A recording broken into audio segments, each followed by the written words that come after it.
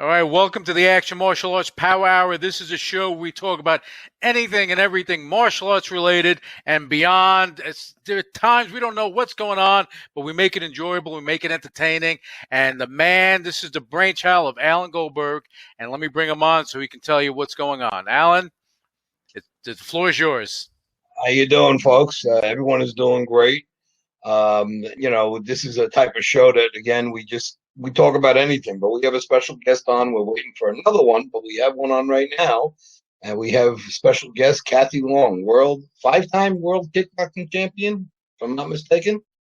And I know that because you said it, but Joe Rubella knows that because it's in his memory from 25 years already. So. But we got some great guests on. As a matter of fact, tonight I booked a lot of people for the future shows. We have next week, we got Jeff Smith, and we have Christine Bannon Rodriguez on next week. Nice. So that should be an interesting show. And what I'd like to do from now on in the shows, I'd like to bring a woman on and a man, two special guests every week. So we have a little flavor going on that people could look at and say, well, these guys are not doing, they're doing the right thing at least, But got something I want to speak to before we bring our special guest in. We're starting the new channel, the Amen channel, and Dennis and I have been working on different things and getting different materials together. And one of my friends that's working with me, he's an old student, has his own channel called YFN. He's connected to over 4 billion households throughout the world. And he's making up some stuff. He made a beautiful clip on a Sonny Chiba movie. It was a 30-minute clip at the beginning, from our company with the logo and all. And Facebook got a little bit of a play on it, but he put it out to his channel, and he thought it was a mistake because within 2 days, he got over 12,000 hits on the video, and it kind of blew him away. And again, see Dennis smiling over there. But 12,000 hits, which is like unheard of. But he told me like this. He goes, "You're going to see, open up a world that's never been done before. You're going to get people inundating you." He invited us to some big broadcasting parties that they're going to have sponsors and stuff there. He goes, "When you guys get this thing going, they're going to be falling all over you because it's never been done correctly." And I really think that if we do this correctly, it's going to last for a long time. We have over 200 Kung Fu movies right now. We're working on some other product. I've been speaking to other people. With Kath, I'd like to offer it to you too. We'd like to get people's podcasts and also put them on the TV show. So where you may get a certain amount from what you're doing, we could run between the movies and stuff. We could run a podcast. And I just think it's good because it gets everyone's word out there.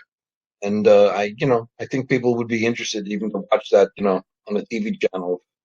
They don't want it, that's fine too. We're going to have some good content for them to play with. Dennis, you have anything to say about that before we go? I think you pretty much completed it. It's been unexpected that it would blow up that big. I figured it would take a lot longer, but when we get this done, I got that feeling that it's going to be the biggest thing that the martial arts world has ever seen. He said to me, it may be the biggest thing on that. It's on Roku also. And he said, we're also looking at the Roku, the Amazon and Apple might pick it up after a few months. Yep. So we may be all over the world with this thing. And I think it's going to do well. Well, listen, let me not hold back. I want to bring our special guest on. And she's looking good. And she's done a lot I know you're running around, you're working with the Waco team and doing things like that now too. So I would like to give her the title Master Grandmaster, but let's give her the 5-time world champion, Kathy Long. Kathy, how you doing? I'm really good. How are you doing? Great. Yeah, something, the COVID, I'm still stuck at home, basically. New York is a horror, just like California, but we're doing good. But we're working at home, unfortunately. But it gives us time to do things.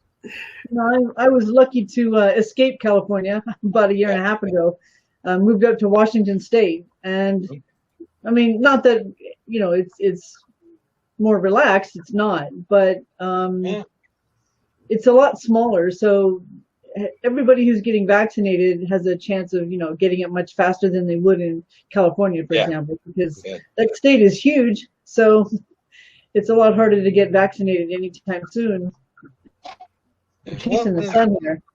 Keep It'll look like it's all gonna, within a couple months, it's gonna be at least 3/4 of the country will be done. So hoping that works out good. But I want to hand you over to our good, we call him Wikipedia Joe. Unfortunately, he knows things about people he shouldn't know. Oh, really? But yeah, no, Joe. The old story is when I met Joe, I was gonna hit him after we spoke because he knew too much about me, and I was looking at him like, "How do you know that?" But let me just hand it over to as our guy Kempo Joe, or we all know him as Wikipedia Joe. Joe, all yours. Hi, Joe. Thank you very much, folks. Kathy, it's great to see you again. And, I first of all, I've got to say it's all due to Alan Goldberg that we actually got to meet at the Action event. Again, I followed your career for many years. I'm kicking myself because I was hoping to have more of your various DVDs and videos. I have everything from Knights and The Stranger and Under the Gun with Richard Norton. And I know it's not the first issue, but tell me about this. April 1991. I know that wasn't the first cover you were featured on. Well, let's get that closer, Joe. I'm going to put you on solo. You bet. Let's pull it up. I guess they're calling me the Queen of Mean on that particular magazine. At least I picked a better name when I asked you earlier. So the new Queen of Full Contact. The new Queen of Full Contact. So let's talk about your early career. Now, again, I know you from a little known town in California, Bakersfield, California. And, the armpit of America. Yep.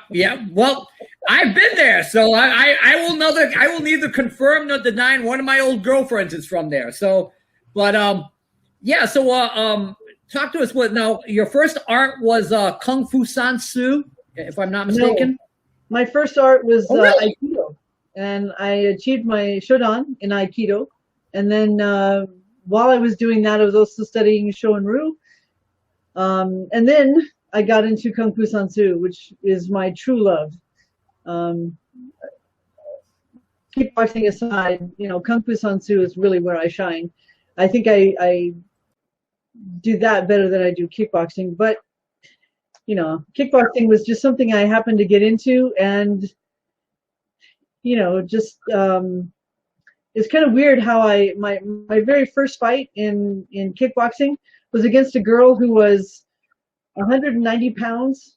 She was 5'3". I was 5'5" at 120, and she challenged me to fight her in a kickboxing match, and I had never done it.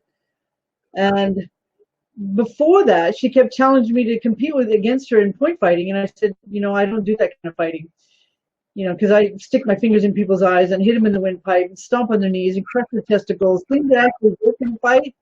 So I said, look, I don't compete that way. And finally, her instructor called my instructor, my Kung Fu San Soo instructor, and asked if I'd be willing to do an exhibition.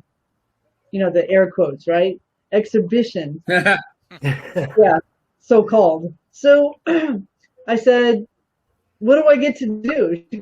They explained that in the rules, I have to wear gloves, but I'm allowed to punch and kick as hard as I want to. And I said, I can punch and kick as hard as I want?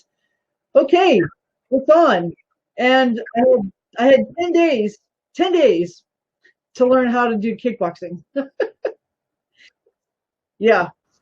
And when we had the fight, you did well though. Okay. Thank you very much. I think it was just fear. Fear is an amazing motivator for me. Yeah. Now, for our viewers here on Vero Hive and the Alan Goldberg Power Hour, Kung Fu San Soo is a very unique Kung Fu system popularized in California by Jimmy H. Wu. And it takes essences of the legend goes his grandmaster stole 5 books from the Shaolin Temple and took the essences that he learned from the books and put them into practical self-defense. And Kung Fu San Soo on the West Coast is very much known for its practical self-defense. Now, after that first match, were you bit by the bug and wanted to get involved? How did it all come to continuing in kickboxing after that first match? Well, I was so scared during that fight because she was huge and I didn't know what the hell I was doing. And all I could think of was I got to hit her as fast and as hard as I can. And that's all I could think of. So that adrenaline rush is something that you literally cannot replace. There's no drug that'll give you the same adrenaline rush as getting into an altercation like that, or getting into, a fight, literally, whether it's on the street or in a ring or a cage or whatever. There's nothing that can replace it. So in that respect, I was hooked and immediately addicted.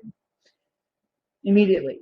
So I just thought, I'm going to try it again. And I did some amateur boxing for a little while to improve my hands, because I could definitely kick.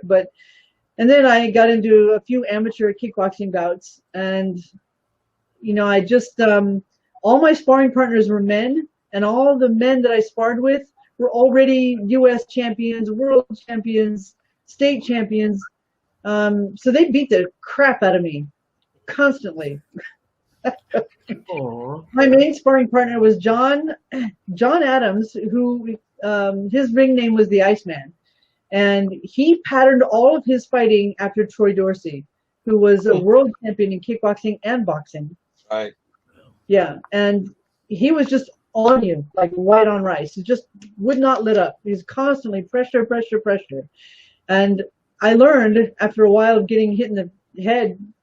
After a long time of getting hit in the head, I learned to finally move and counter, and it was just a huge experience of trial and error. As I was figuring things out, I'd get another fight, and I just kept experiencing. Everything I practiced in the ring, or I tried to practice in the ring in sparring, I would have tried to apply in a fight, and it wasn't until it wasn't until a couple of years later that I finally got the hang of things and I wasn't getting beat up every single day. Yeah, talk about trial by fire, right? And Kathy, you're going to add something to your resume. This is the first time in all the shows we've done that anyone has stumped Wikipedia Joe. No one has stumped him but you. And you. How did I do that? Because he got. Yeah, I was going to say too. Yeah. Well, what, didn't you have a little misinformation earlier? No. You did. Just agree with me. Oh, about the first rank. Yeah, that's true. No, he's right. Yeah, he's right. You see, Right, I so- know I was so- right. Oh, I was trying to save you, Joe. Just agree with me because I was right. Well, So, Kathy, someone There we go. was just talking the other day about Vince. Hello, Kathy, Vince. someone was just talking the other day about yet another accolade you have. And Vincent? Well, in Kung Fu Sun Tzu, because we practice, the way we practice is based on a reaction principle, which means that I don't pull my shot. I actually put my fingers in your eyes and I drive your head back. I always go through my target. So when I hit the groin, guys usually wear groin protectors and they respond accordingly as if they really got hit, because that's realistic. I mean, way too often I see people practicing where they hit the guy in the groin, or they've got a big, huge red suit on, and it's not realistic. They just stand there and they get hit, but they're not reacting. The nice thing about, because when I bounced in a bar for 2.5 years, I actually stuck my fingers in people's eyes and hit them in the groin and hit them in the windpipe and stomped on their knees. And you know what? It works. There you go. It works really well. I on the fly, because by the time I was bouncing in that bar, I was already a black belt in Aikido and Kung Fu San Tzu. So in that respect, I did a lot of practicing, and on big, giant, belligerent, drunk people have delayed pain reaction. Yeah, you learn a lot. You learn an absolute. Yeah. Real fast. Now, I was going to recently say that in the internet they've been mentioning about different accolades, and you have an accolade that no other female martial arts can ever say. You were the first female judge at the first UFC. No, I was not like that. I was not a judge. No? I was a commentator. Stump number Yeah, okay. two. Well, you were the Number two. Lou's gonna bust my cookies all night long. Yeah. But again, you were Until the you grow first those female hairs, commentator again. at the UFC. And I pull by out my the way, hair. I got none left. You know, it's like not only was I the first, but I am the only female commentator that ever only. was on the UFC. Crazy. I don't know why they don't have females, but so be it. It's okay. Yeah, you would think they would have someone doing, commentary or doing other things. They have women doing the interviews in a locker room and everything. They should have them ringside. They should have them doing the color. They should have them doing that stuff because you have a lot of champions out there. You're right. And, there are people who are actually, comfortable in front of the camera and can actually speak. Mm-hmm. And I did color commentating before. It's just that during that particular time, I was cut off a lot. But, Really? yeah, there were several people talking, especially Bill Wallace, who, when he had the headphones on, he was tuned into whoever the producer was, who was telling him things to say. Which meant that he would just cut me off. Which, so be it. It's okay. We don't do that here, though. We let that. Kathy talk. That's it. We let you talk. Is Rusty around? She's at the school. Okay. Teaching All right. now. I was gonna say bring her on too, but anyway, Oh, that'd be awesome. give her my regards. I certainly will. Thank you. So, Joe, go on. What else you got to say? Another question I had. Boy, I'm getting corrected all night long. Let's see how I do with this Two. one. All right, You're so going for three.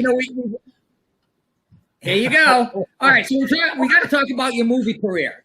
Right. Again, I'm fortunate enough to have copies of course, Knights, The Stranger, Under the Gun, I believe, with Richard Norton. Let's talk about Knights. Now, that was directed by Albert Pune, and that was a really kind of a futuristic, sci-fi, post-apocalyptic film. How did you get involved in that? Well, after my last world title fight, which was in Thomas and Mack Center in Las Vegas, Albert Pune approached me and said, "What's that?" Karate Mania?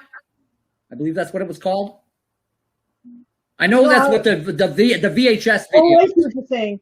I don't know what it was called. I don't remember. I think it was Karate Mania. You're right. But no, that was another one. That was when I was in Lake Tahoe. Ooh, that's step right. number 3. Okay, that's three. So You got three, after Joe.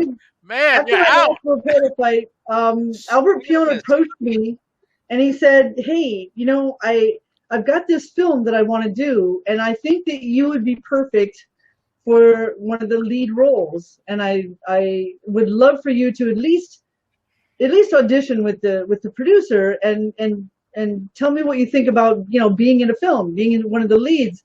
And I looked at him and I said, "I've never done acting, and I'm not interested in acting, and I don't think I would be good for it."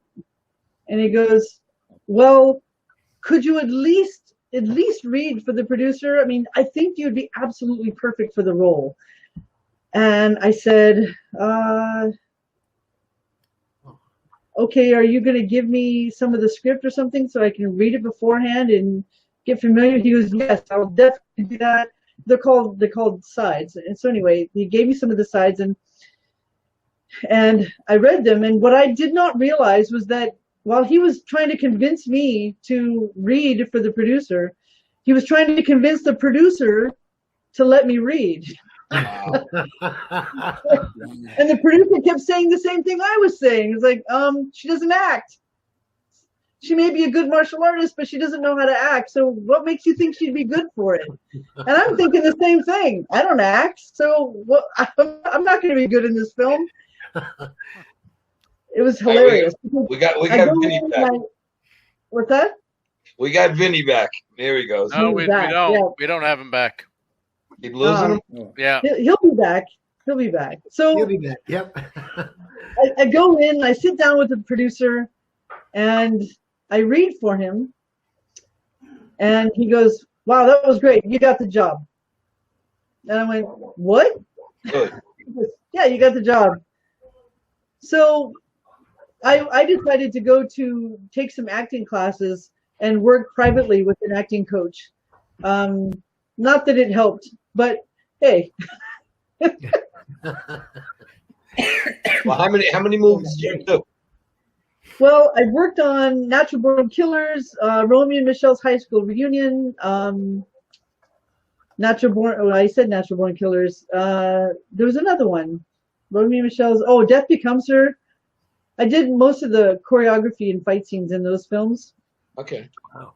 Cool. Yeah, did an episode of Walker Texas Ranger and another show called Street Justice. What else did I do? Well, we talked about The Stranger. That was another starring vehicle for you. Yeah. The interesting thing about that movie was they asked me if I knew how to ride a motorcycle. And I said, sure. I didn't. Yeah, you always say yes because you can figure it out later. Exactly. So I immediately enrolled in a course. And after that, I bought myself a cheap little motorcycle and was riding it every day. Which is a huge, huge, huge departure from the gigantic Harley Davidsons they had me ride. Wow. Okay. Yeah. But Really as a martial artist, we learn to adapt to things. So Yeah. you know what? another chapter. Story of my life. Hit the ground running and figure things out as I go. Oh yeah, definitely. Sometimes I didn't that's know all anything you about can do. kickboxing. I had 10 days to learn how. Kathy, people say to me all the time, how did you learn how to? Uh-oh. Alan, we lost you. Give it a moment. Okay. I think we lost Alan. Ruh-roh. Okay, Is well, everybody fine? Yeah. well, we're here. So, Joe, bring some questions up. I'll keep going. You bet. Keep it going. So when I saw The Stranger, it reminded me like a female version of Clint Eastwood's movie The Man with No Name. It really had that flavor to it. Really enjoyed it. And then Believe it or not, The Stranger is a ripoff from High Plains Drifter. High Plains Drifter. There you go. There you go. Now, your third big movie was with. All right, everybody, keep counting how many things I mess up with. What are we on? 4 or 5 hours now? Every time I do something wrong, that'll make Lewis's night. Let me tell you. But Joe, I love you. I just believe in sweetheart. I know, believe me. On this show, I'm used to it. But anyway, let's talk about a really interesting film you did, and that involved well-known martial arts actor Richard Norton. I believe it's Under the Gun. Yes. Hey. So tell me what it was like working with Richard Norton in the film Under the Gun. I got to tell you, he is an amazing martial artist to begin with. I mean, that's incredible. Very knowledgeable about all kinds of things. And I think one of the most difficult times that we had on that film, not on it, but getting to it, was that he tried to the film commission in Australia kept asking Richard Norton to bring in a top female martial artist from Australia. And they kept saying, well, we have plenty of top female actresses, martial artists. Why don't you bring in one of them? He goes, and he kept saying that, Kathy Long, they're not a 5-time world kickboxing champion. They're not a master in Kung Fu San Soo. They're not, this and this and this. And it took him months to finally convince the film commission to allow me to come over. It was that was the biggest challenge of working on that film.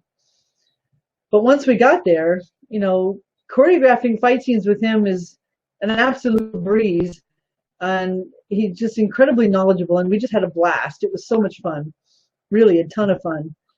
I'm sorry my part was so short in it. We both were, but it was a pretty amazing experience.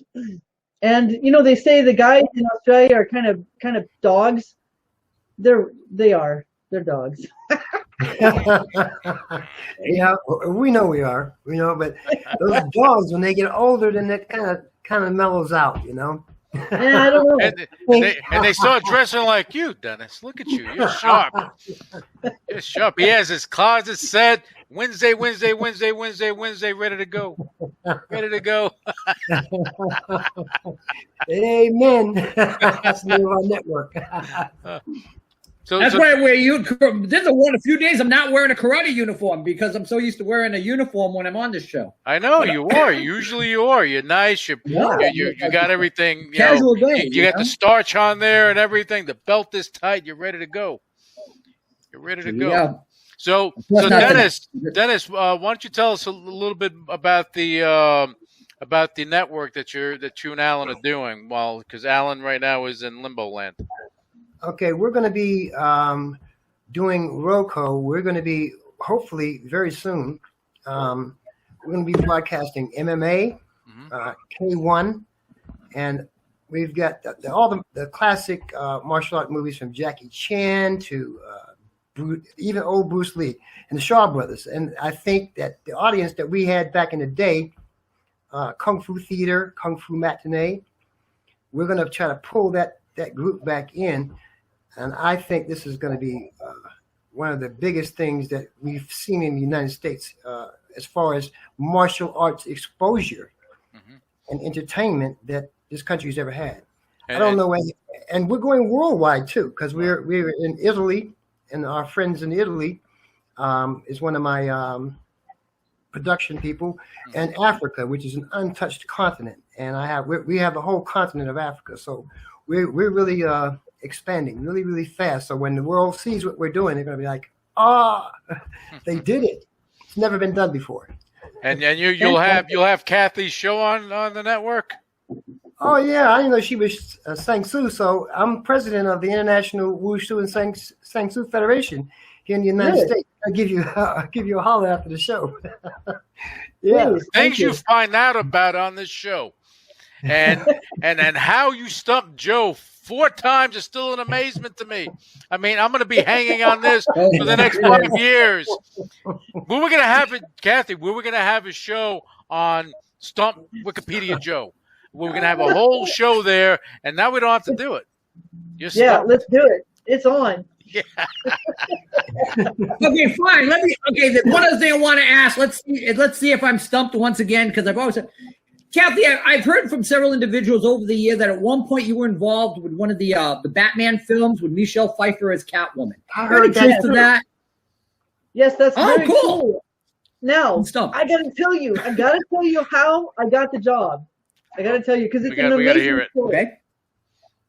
I was, this is while I was still competing professionally, and Benny the Jet Yukitas calls me and he says, "Hey, Kat, my stunt team, we did the first Batman, and we're going to be doing the second Batman as far as, stunts and all kinds of stuff for people." And he goes, "They're looking for a fight double for Michelle Pfeiffer. I think that you should audition."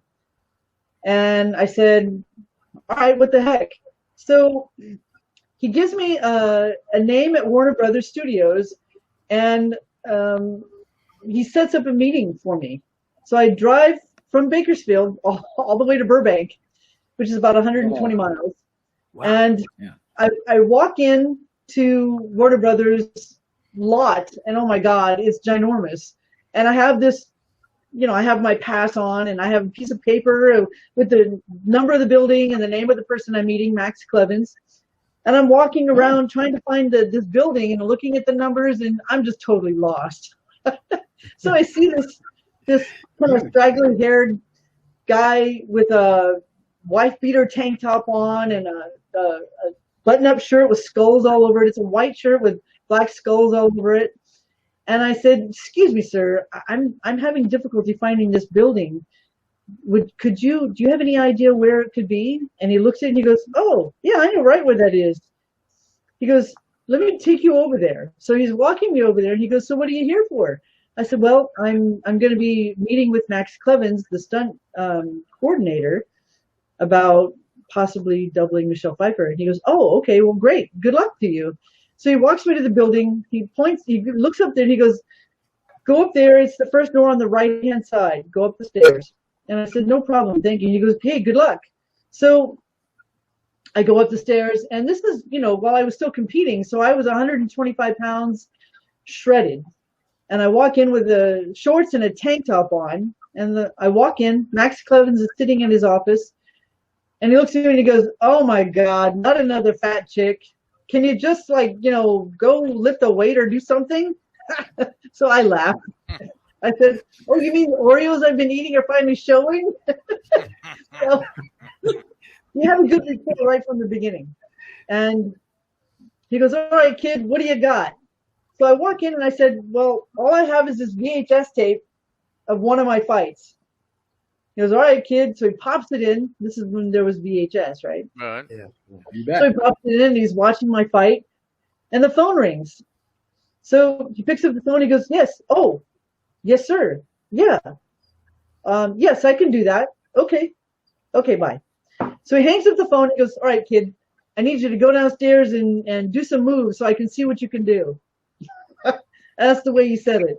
So I run downstairs and I see that young man that, had the straggly hair and the wife beater tank top and the skull shirt. And I thought to myself, well, if cameras are on me, I can't look at him.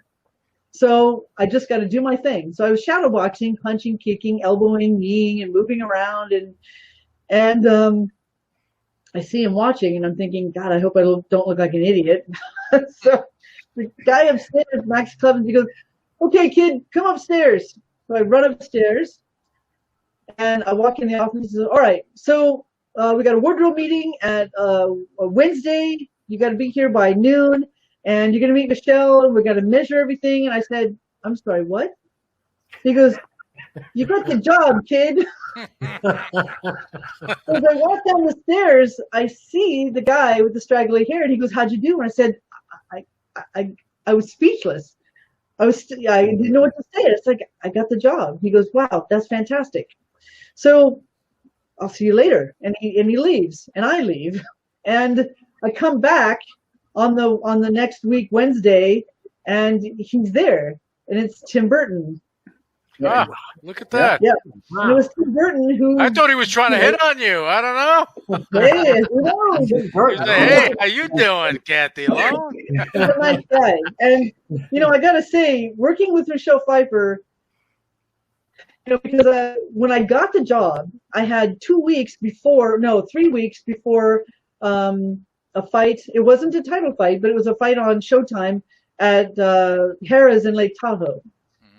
Oh, okay. And I said to the production company, I said, "Look, I've got a fight in about 3 weeks. I promise I'm not going to get beat up." Of course, you can't really promise that, but whatever. I said it. But as soon as I'm done with that fight, then I'm all yours for as long as you need me. And they said, "Oh, that's fine. You can do that, no problem." So a couple of weeks go by. Everything seems fine. I check in with Warner Brothers. Everything's good. And then I fly to Lake Tahoe, and we're there contractually 10 days before the fight to acclimate to the altitude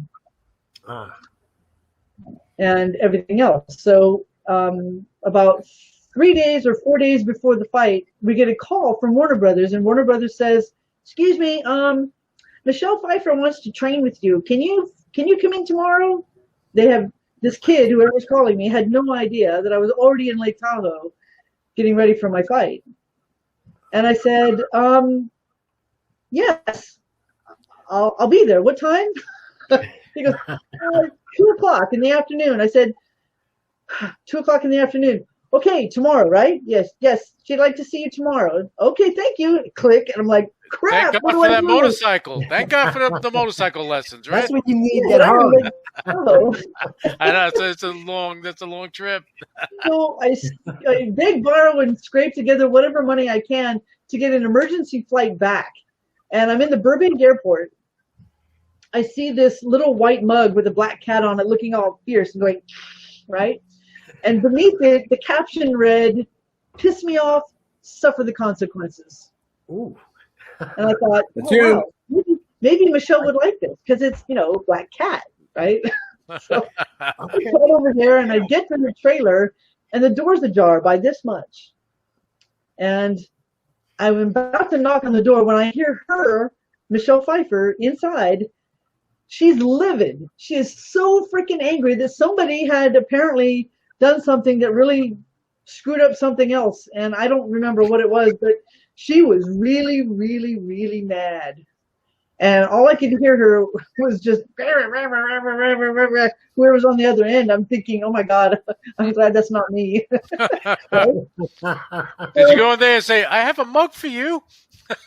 Well, that's exactly what I did. But I waited until there was a break in the conversation, and I quickly knocked on the door. She comes to the door, she opens the door quickly, and then she looks at me and she goes, oh my God, how long have you been standing there? I went, long enough to know that somebody really did something bad. And she said, I'm so sorry. I'm sorry you had to hear all that. I said, hey, it does happen, and I'm sorry. And I said, but I got you a mug. I get you a kitty cat mug. He's offering. Here you go. I'm sorry. She probably started laughing because of what you just witnessed, too.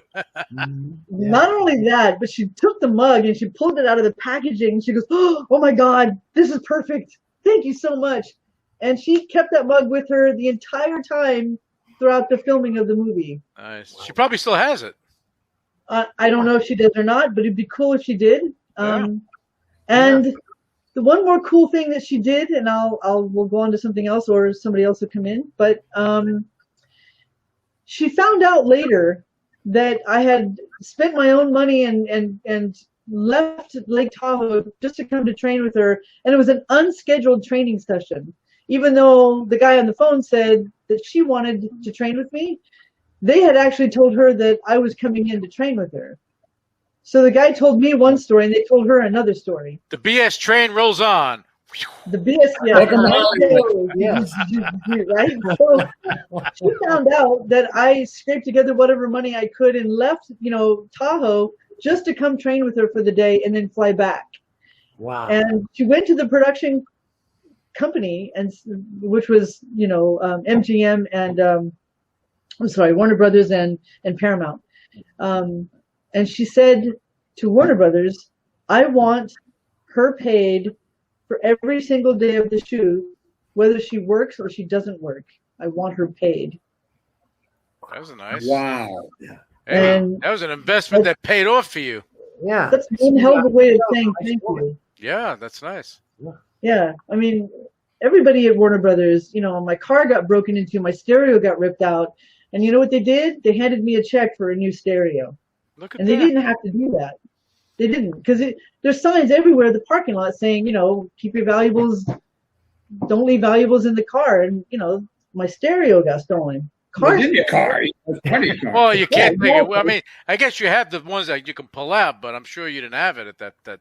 Right. No, I didn't have it at that time. Yeah. But, they handed me $1,000 and said, here, go buy yourself a stereo and an alarm. Well, that was nice of them. That's probably one of the better experiences that I've heard, because a lot of times, other people don't care. They don't care. Do your job and that's it, that type of thing. But it seems like you had a fantastic experience there, and that's great. I had one of the best experiences I could ever imagine having. I mean, I worked so closely with Tim Burton and Michelle Pfeiffer and Michael Keaton, and of course, Michael Keaton's fight double, whose name is escaping me, British guy. But, David Leah. What's that? David Leah. David How- David? How would you know? But you know what? I think you may be right. Joe. It's on the I film.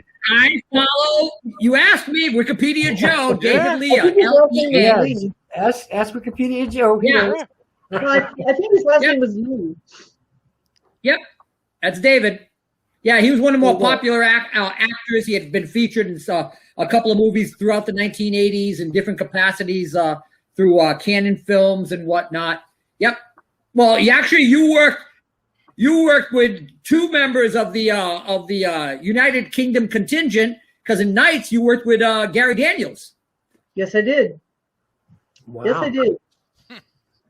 Yeah. Yeah, Gary Daniels, we all went whitewater rafting on one of our days off, and we hit a big bump and the whole raft would just went up like this, and then he crashed and hit hard, and I flew out, and I still had my hand on the rope, and my body's in the water, and Gary Daniels just reached over, grabbed me, and yanked me up out of the water like I was a fish. Set me down. Wow. Wow. Yeah. That boy is strong. See, Joe, That boy you're is redeeming very yourself strong. a little bit. We may have to bring you down to 3.5. Oh, okay. Thank you. I appreciate that. Thank you. Okay. Yeah, Gary. I know. Now, Gary also got injured on the set of that, if I'm not mistaken. I was talking with him about that once, and that was a tough shoot. And people don't realize some of the stars, like you had Christopher Christopherson in the film, which was at the time a pretty big deal. I mean, and it was incredible that Albert Pune backed you in regards to that. It's a really interesting film. Yeah. Good thing about Chris Christopherson, or I don't know if it was good or not, but he was pretty much very stoned every day of the shoot. Nice. No. He walked by his trailer and it was just reeking of marijuana. And at that time, we're in Moab, Utah. I mean, nobody cared. But he was stoned a lot. But the nice thing was we got to hang out and put up a campfire on the weekend and pull out the guitars and sing. Kumbaya. And play. It was awesome. Yeah, it was wonderful. And he brought the special stuff, so it became a party. Okay, I get it. Yeah, I don't smoke marijuana, but several people there did, and they had a great time. Hey, as long as everybody was happy. Yeah, everybody was happy. Good, Joe. What was your next question? Well, now after your kickboxing career completed and you had been involved in films, you got very much involved in the bodyguard business. Again, originally being with Bouncer. I was told that you bodyguard work and executive security and protective services, things of that nature. Yep. To pretty extensive levels.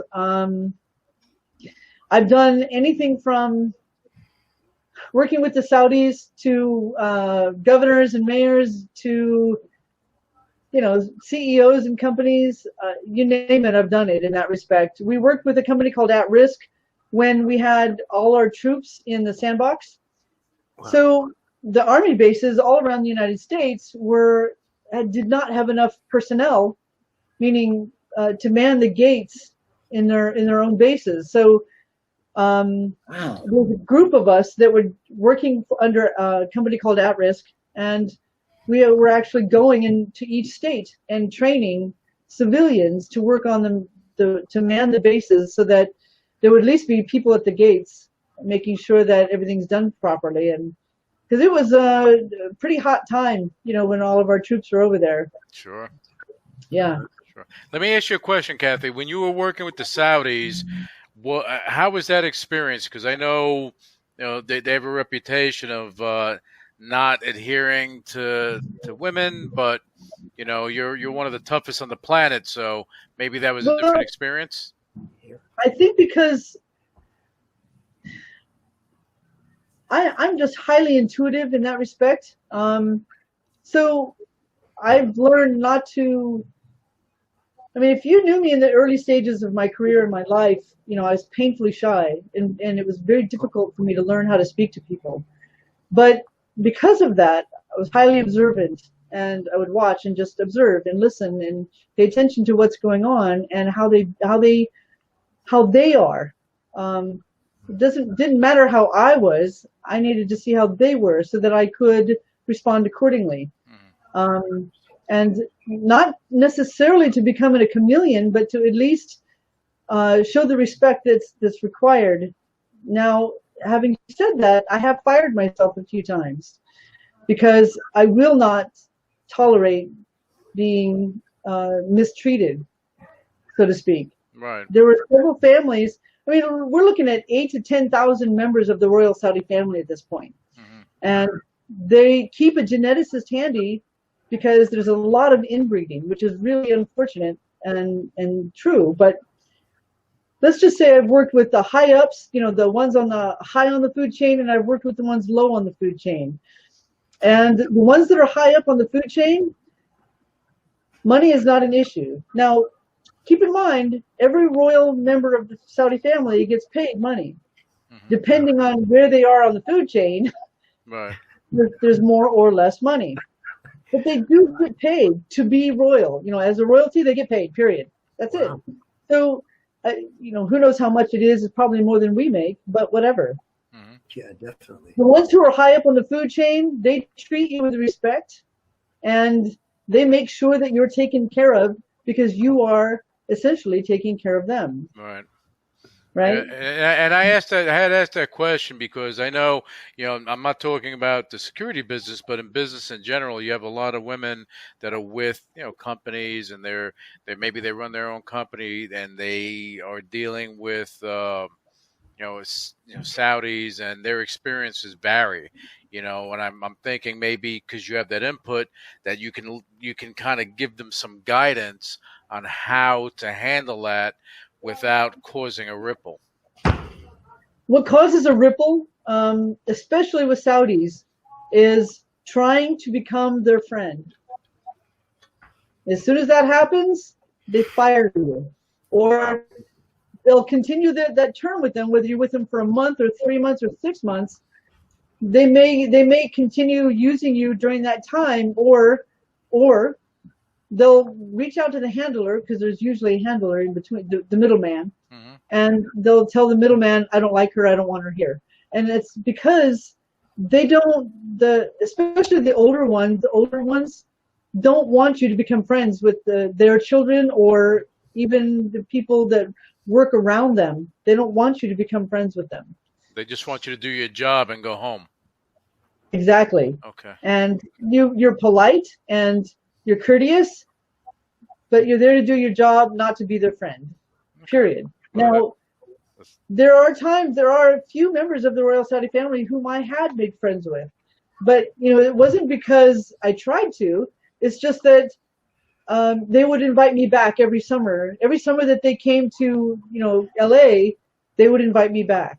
But they would initiate that building of a friendship, not you. They initiated it, right. Yes.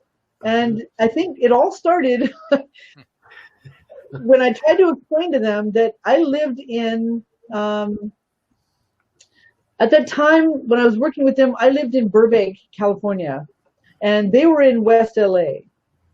And they didn't understand that, yes, Burbank, California is considered Los Angeles, but they didn't understand that I didn't know West LA at all. That's like a different country, but go ahead. It is. It's totally like a different country. Yeah. And I tried to explain to them that we're talking several hundred miles, or at least 200 miles, or whatever the miles is, right? Let's just say.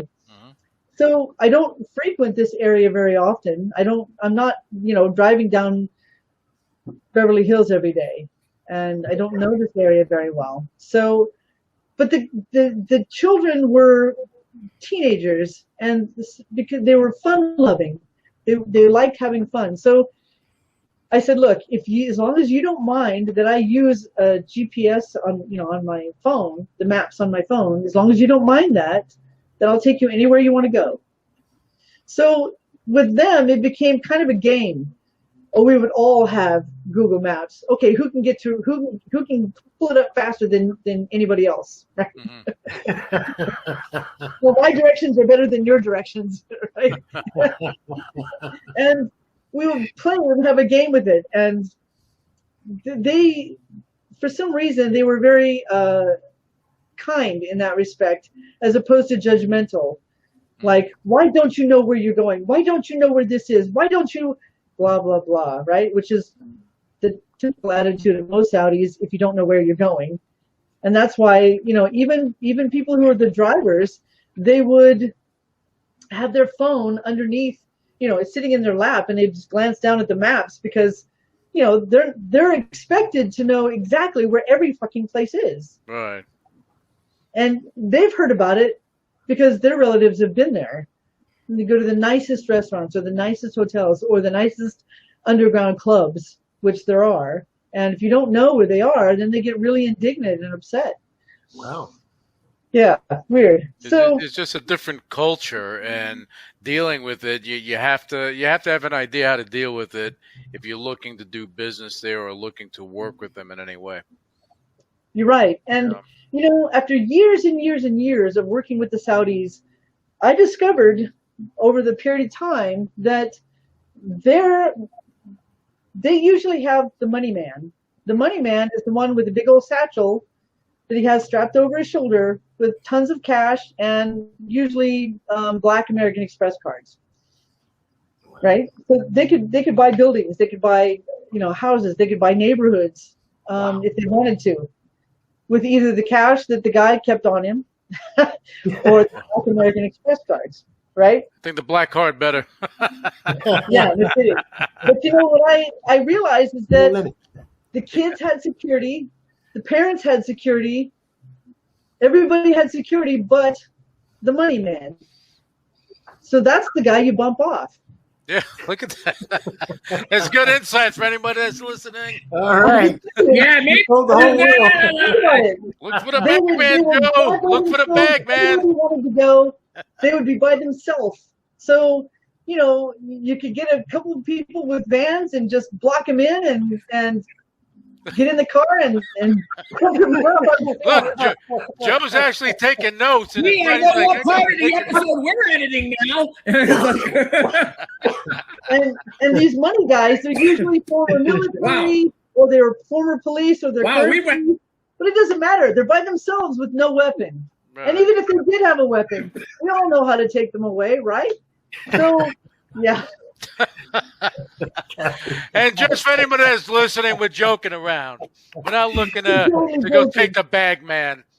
Not Yeah, today, but, but if you happen to be watching kids, now one of the things you never ever ever do, which we did all the time, but you never do it, is have one agent for 2 people or 3 people, meaning one agent for 3 kids. That's kind of tough. Now, Oh, yeah. the 3 kids usually have a nanny, but no agent should ever work 1 against 3, with 3 people as their client. It just doesn't work that way and drive for them. So we're talking, they're worse than Jews as far as Jewing people down on price. Like, no, I don't want to hire a driver. I don't want to, you have to watch my nanny and, oh, you want this much? No, I'm gonna bring it down. How about this much instead? And it's like let's make a deal. Let's make a deal. Yeah, let's make a deal. Yeah. They're bad. Really bad. Let's make a deal. The worst nanny man. Jew I've ever met. That's funny. That's funny. Joe, do you have any other questions to redeem yourself for the 5-time world kickboxing champion? Yeah, Joe, you heard it wrong. Liver pills. You got 3.5. You're at 3.5. Right, Let's see what you got. Well, obviously, Kathy, we're on social media. With Vero Hive, we have the Alan Goldberg Power Hour. Now, recently, you and Sifu, the Jesus, have put together a wonderful podcast that you've been running for quite a while now. Can you tell us about the name of the program, how it got all together, and how you got involved in the project? Well, her and a very good friend of hers, Robert Deal, who is also a martial artist. Robert Deal actually brought up the idea. He goes, you should do a podcast because you're really good at, speaking to people and getting things going. You should run a podcast. And so the 2 of them decided to put it together and call it Dynamic Dojo Talk Radio or Talk TV. And Rusty, Sifu Rastida, or Rusty is what I call her, she, was the mastermind behind the camera and putting together the show, producing it all, and making it all work. And he was her co-host for a long, long time. And when he stepped down from that, she asked me if I would come aboard. And I said, sure, why not? What the heck? So we've been doing that together, maybe a couple years now. But it got started because he liked the way that she was always good about speaking to people. And she was, she's an arbitrator and a mediator for a lot of groups and stuff like that. And she happens to be really good at it. So he just said, hey, why don't you start a show? So they did. It's been going on for almost 10 years now. I've only been a part of it for the last couple of years. Oh, wow. Wow. Yeah. See, Joe, that wasn't a stumping question, so you got off scot-free tonight, okay? You got off scot-free. We leave you at Wait a 3.5, and you have to This redeem is what yourself I next go week. to. Well, This is what I go through every at least I didn't go into your talking mustache. Yeah, you do. What? That mustache doesn't start talking by itself. It starts creating all types of comical things. But anyway, we're in closing. Of course, Alan should be here, but he has some technical difficulties, so we're going to close out the show. And Dennis, let's start with you. I want to end with you, Kathy. Dennis, start with you. Any closing words? I want to thank all of you for tuning in, and thank you, Kathy. I'll be looking forward to seeing you. I want to talk to you a little bit later. And Kempo Joe, you on a roll. Make it 5. I love it. All right, Joe. Closing words. Kathy, again, it's great. It's great seeing everybody, obviously, here on Vero Hive. Kathy, thank you so much for being a guest this evening. I got to thank Alan Goldberg because I would have never met Kathy. We have a mutual friend in Massachusetts, Paul Servici, who you've been doing some seminars for him in Massachusetts. I'm really happy that you got to meet through Action Martial Arts. Really enjoying Dynamic Dojo. As you know, I've been on the show occasionally visiting, and I really enjoy the format. And I'm really glad I got the chance to talk to you about your life and career here on the Alan Goldberg Power Hour. And thank you, Lewis, of course. Hey, Yeah, Joe, thank you for being stumped. You made my night. Trust me. Now, Kathy, closing words? I'm just incredibly grateful to be a part of anything that you guys are doing. And what a great show. And I'm just going to talk about this to everybody. If you have any kind of advertisements that I can post on Facebook and Instagram or whatever else, please let me know what it is, or just email me something and I'll blast it. Awesome, Looking forward Kathy. to sharing this. Yeah, I appreciate that. And I have your email, so I'm going to email you. And with that Okay. said, I want to thank everyone for tuning in. And again, Alan had technical difficulties, but that's okay. We carried the show. We did good. We had some fun with Joe, information from Dennis, and of course, the great Kathy Long bringing in all the information, making it better and better every week, getting better and better. The Action Martial Arts Power Hour is going strong. Alan Goldberg has put together a killer squad, and we're doing this every week, every Wednesday. And thank you guys for tuning in. And everyone, Kathy, Joe, Dennis, thank you. And stay with me, and you guys make sure to catch the other episodes of the Power Hour and future episodes. Support it. Yay. Support the Action Martial Arts Network that's coming out. It's going to be crazy. Thank you again. Yay. Looking forward to it.